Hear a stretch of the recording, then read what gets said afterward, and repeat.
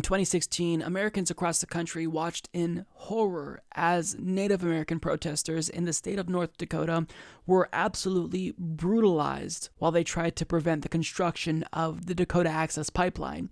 And in 2018, some of those same people who had their sovereignty violated are now having their voting rights stripped away in an arbitrary scheme by Republican lawmakers to suppress their vote in that state.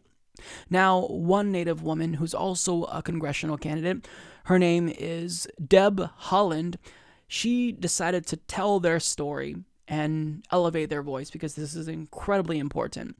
She writes, "On October 9th, our U.S. Supreme Court green-lighted voter suppression of Native Americans in North Dakota in a move that should outrage all of us. It comes just 2 short years after the Native American environmental movement skyrocketed into the national spotlight through the fight against the Dakota Access Pipeline on the Standing Rock Sioux Indian Reservation. Now, those same water protectors are under attack again. As a Pueblo Indian woman, I traveled to North Dakota and stood with the water protectors to protect land and water.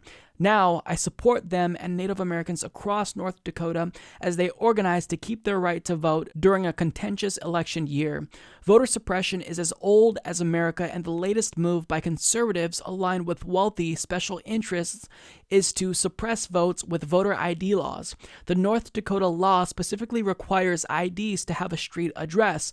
Many Indian reservations do not have street addresses, and under this law, a P.O. box is not considered a valid address. Conservative lawmakers attempt to steal the votes of thousands of Native Americans made vulnerable by this unjust law happened weeks ahead of the most important election year in my lifetime. The Supreme Court's decision to uphold this blatantly unfair law is disenfranchising of one of the most underrepresented groups of people in our country.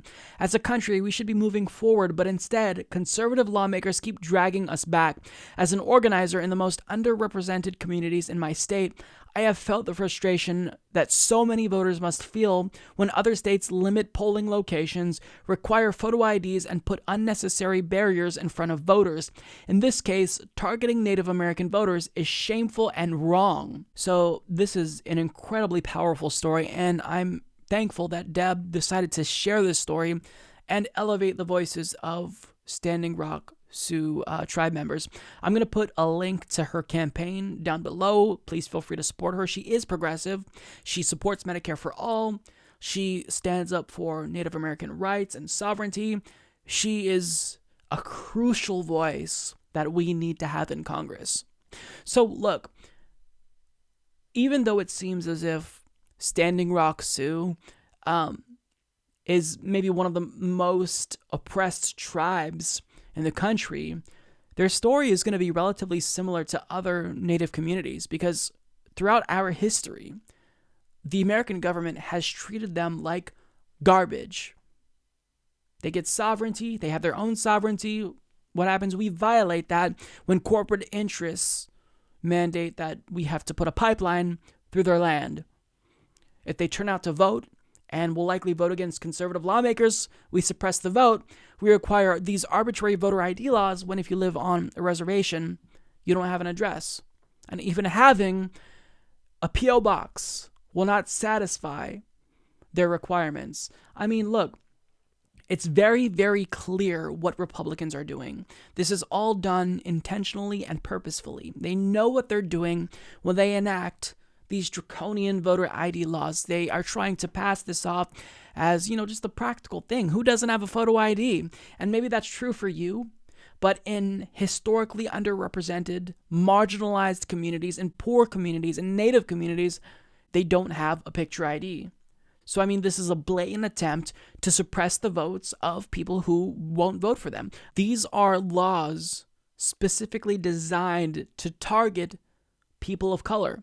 And again, I said this last week too, so I sound like a broken record because I repeat myself, but I think it's really important. You don't have to take my word for it. You can think that I'm just a liberal cuck, and that's fine. But look at the court ruling that determined that voter ID laws target black voters. Well, they don't just target black voters across the country. They target all voters of color. And it's not just like, these voter ID laws are the only thing that Republicans are doing. As she stated in the article, they're also moving polling stations, moving them out of towns where voting is already an issue. And, there's already a high demand for voting, but you have one or in some cases two polling places if you're lucky.